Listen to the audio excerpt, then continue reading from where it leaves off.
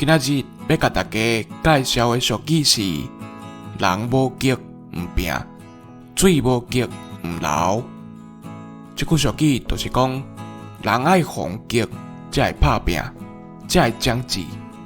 比在讲，阮小弟伫咧工厂食头路，伊的头壳是真巧，能力嘛有够遐，毋过就是死袂变。蹛工厂是顺顺啊，但是有较拍算。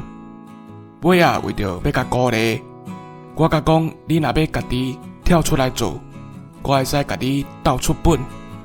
头先看伊无啥爱，雄雄有一天煞甲我讲，伊要家己做头家。原来就是互同事激到，平平拢是食人头路。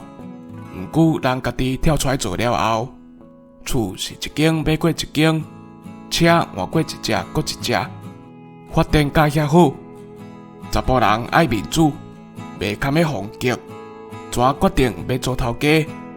做兄哥的我嘛真替伊欢喜，总算想会通啊！以上，感谢收听。